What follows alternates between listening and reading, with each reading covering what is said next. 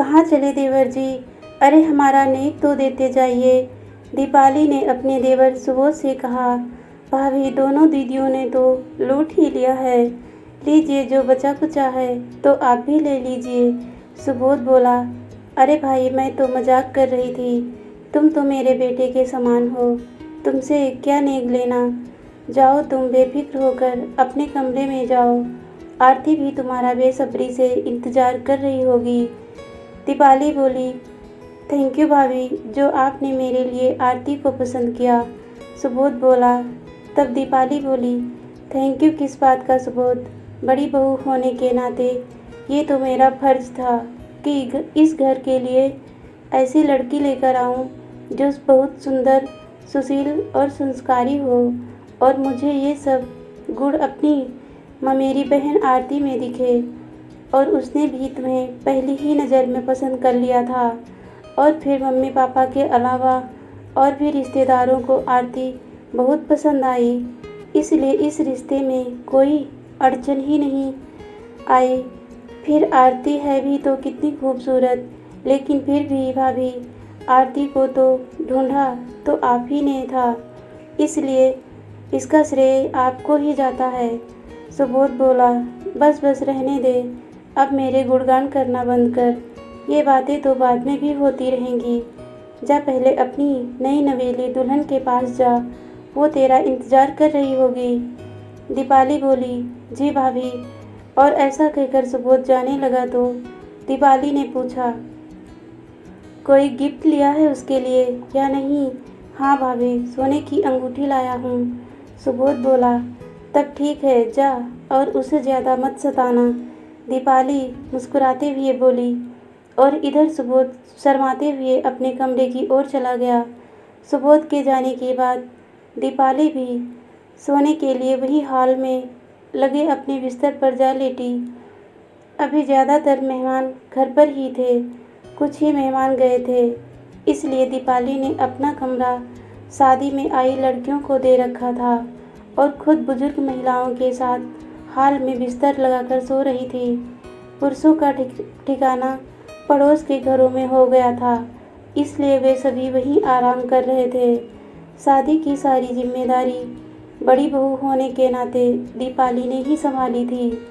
वो इतने दिनों से काम कर कर के थक के चूर हो चुकी थी, इसलिए बिस्तर पर लेटते ही फौरन उसकी आंख लग गई। अभी दीपाली को सोए कुछ ही देर हुई थी कि एक जोर की चीख सुनाई दी। चीख इतनी तेज थी कि सभी अपने अपने बिस्तर पर हड़बड़ा कर बैठ गए। दीपाली भी नींद से जाग उठी और सबसे बोली, कौन चीखा? तभी बड़ी बुआ जी बोली, दीपाली, हम में से तो किसी ने नहीं चीखा। चीख तो शायद सुबोध के कमरे से आई है। सुबोध के कमरे से? ये भला कैसे हो सकता है? दीपाली बोली, हाँ भाभी, सुबोध के कमरे से ही चीख आई है। दीपाली की बड़ी ननद सुरेखा बोली। सच में? दीपाली ने दोबारा पूछा। हाँ, वहीं से चीख आई है, सुरेखा ने दोबारा जवाब दिया। तब दीपाली की सास कुमुद बोली, दीपाली, जाकर देख तो कि क्या बात है। हम लोग जाएंगे तो अच्छा नहीं लगेगा। नई बहू से कुछ भी पूछते ठीक नहीं लगेगा। वो तो तेरी बहन है, तो तू उससे आसानी से कुछ भी पूछ सकती है, क्योंकि चीखी तो आरती ही थी। ये मैं यकीन के साथ कह सकती हूँ। ठीक है, तो मैं अभी जाकर देखती हूँ कि क्या बात है, दीपाली बोली। और फिर दीपाली सुबोध के कमरे की ओर गई और उसने दरवाजे पर धीरे से दस्तक देते हुए पूछा, आरती, सब ठीक है ना? और फिर दीपाली के ऐसा पूछने पर आरती ने दरवाज़ा खोला और दीपाली से लिपटकर ज़ोर ज़ोर से रोने लगी। आरती को रोता देखकर दीपाली बहुत ज़ोर से घबरा गई और उससे पूछा, क्या हुआ आरती, तू रो क्यों रही है? सुबोध ने तुझसे कुछ कहा क्या? नहीं दीदी, वे कुछ कह ही नहीं पाए। आरती बोली, तेरे कहने का मतलब क्या है? आरती, साफ साफ बोल, मैं कुछ समझी नहीं।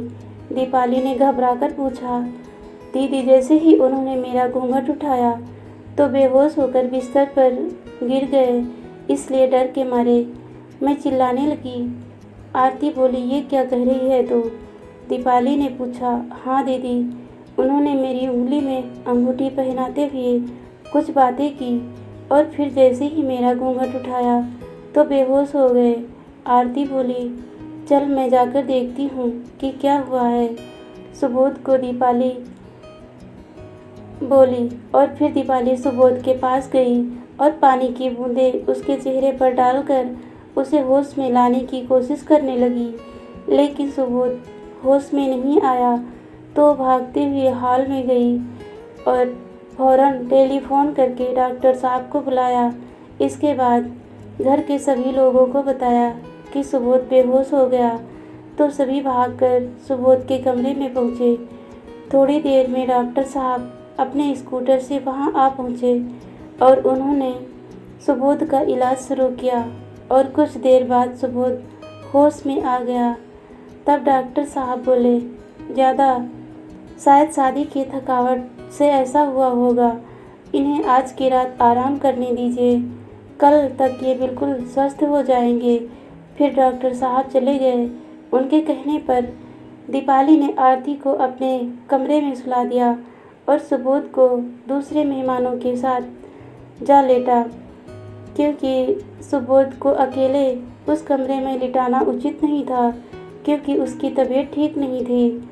और इसी तरह पूरी रात बीत गई, फिर सुबह हो गई और इस तरह पूरा दिन भी बीत गया और फिर से रात आ गई। आज रात फिर दीपाली आरती को दुल्हन बनाकर उसके कमरे में बैठा आई और सुबोध से उसके कमरे में जाने को कहा। और पहली रात की तरह सुबोध फिर आरती के पास पहुंचा और फिर से वही हुआ जैसा कल रात में हुआ था, और आज फिर से वही। सभी डर गए। दीपाली फिर कमरे में पहुंची तो आज भी वही हाल था। सुबोध फिर बेहोश था। फिर डॉक्टर साहब को बुलाया गया, लेकिन इस बार डॉक्टर ने कहा कि सुबोध के बेहोश होने की वजह थकावट नहीं है, आप इन्हें किसी साइकियाट्रिस्ट को दिखाइए, वे ही इनकी बीमारी का ठीक ठाक वजह बता पाएंगे। ये बात सुनकर वहाँ मौजूद मेहमानों के बीच खुसर-फुसर होने लगी।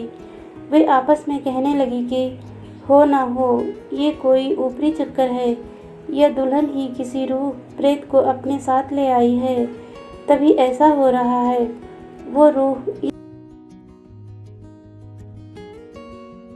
इन दोनों का मिलन ही नहीं होने दे रही है। दीपाली ने यह सब सुना तो सबसे बोली, शांत रहिए आप लोग, ये क्या बेसिर पैर की बातें कर रहे हैं आप लोग। कल ही हम लोग सुबोध को किसी साइकियाट्रिस्ट को दिखाते हैं, सारी बातें पता चल जाएंगी कि क्या बात है।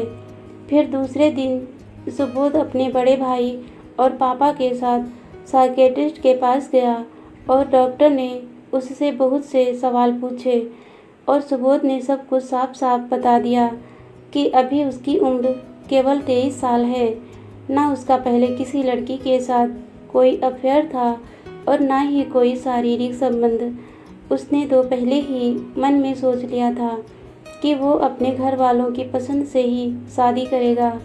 अब डॉक्टर को पूरी तरह समझ में आ रही थी और उन्होंने आरती को भी अपने पास बुलवाने को कहा। और जब डॉक्टर साहब आरती से मिले तो उन्हें पूरी बात ठीक तरह से समझ आ गई थी, क्योंकि आरती बहुत ही ज़्यादा खूबसूरत थी, सुबोध से कई गुना खूबसूरत। और फिर डॉक्टर साहब सबसे बोले, सुबोध को विंस्टाफोबिया या कैल्निफोबिया हुआ है, इस बीमारी में होता क्या है? डॉक्टर साहब सुबोध के बड़े भाई प्रमोद ने पूछा। तब डॉक्टर साहब बोले, इस फोबिया में पुरुषों को खूबसूरत महिलाएं पसंद तो होती हैं, लेकिन ऐसी महिलाओं से उन्हें डर लगता है। खूबसूरत महिलाओं को देखकर या उनसे अकेले में बात करने के ख्याल से भी वे बुरी तरह घबराते हैं। इस फोबिया से पीड़ित लोगों को सुंदर महिलाओं से इतना ज़्यादा डर लगता है कि वो ऐसी महिलाओं से मिलने या बात करने के ख्याल भर से ही बुरी तरह से घबरा जाते हैं। कभी कभी तो बेहोश भी हो जाते हैं। इस बीमारी के लक्षण हैं शरीर बुरी तरह कांपना, दिल की धड़कन बढ़ जाना, सांस लेने में दिक्कत होना, पसीना आना, सिर दर्द, उल्टी होना और बेहोश हो जाना। कभी कभी तो दिल का दौरा भी पड़ जाता है। तो इसका कोई इलाज? सुबोध के पापा ने पूछा। इस बीमारी का कोई इलाज नहीं है। अगर मरीज के साथ ज़बरदस्ती की गई तो उन्हें हार्ट अटैक हो सकता है और मरीज की जान भी जा सकती है। ये एक मानसिक बीमारी है जो कभी भी दूर नहीं हो सकती। डॉक्टर साहब बोले। तो अब क्या करें हम सब? उसकी तो अभी अभी शादी हुई है। सुबोध के बड़े भाई प्रमोद ने पूछा। ये तो अब आप सभी को तय करना पड़ेगा कि आगे क्या करना है, डॉक्टर साहब बोले। और फिर सभी घर लौट आए। सभी चिंता में थे कि अब ऐसा क्या किया जाए जिससे सुबोध और आरती की खुशियां बरकरार रहें। इस बात को लेकर सभी चिंता में डूबे थे और सुबोध की माँ का तो रो रो कर बुरा हाल था। वो अपने बेटे को जीवित भी देखना चाहती थी और खुश भी। बड़े अरमानों के साथ वो आरती को सुबोध की दुल्हन बनाकर लाई थी। लेकिन अब उन दोनों की खुशियों को नज़र लग चुकी थी और तभी आरती ने सभी को रोते रोते अपना फैसला सुनाया कि वो सुबोध से तलाक लेगी। ऐसी शादी को जोड़े रखने का कोई मतलब नहीं जिसमें उसके पति की जान जा सकती हो। वो रोते हुए सबसे बोली, मैंने ये फैसला अपने दिल पर पत्थर रखते हुए लिया है। मैं भी सुबोध जी से अलग नहीं होना चाहती।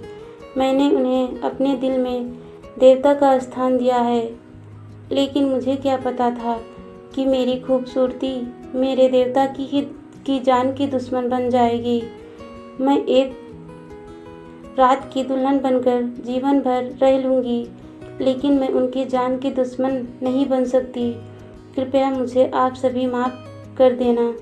आरती की इस बात पर सबका मन भर आया और सभी औरतों की आंखों में आंसू आ गए। लेकिन इसके सिवाय और कोई चारा ना था। आरती एक रात की दुल्हन ही सही, लेकिन उसका सुहाग जिंदा तो रहेगा। दोस्तों, कहानी अच्छी लगी तो लाइक, शेयर और सब्सक्राइब ज़रूर कीजिएगा। धन्यवाद दोस्तों।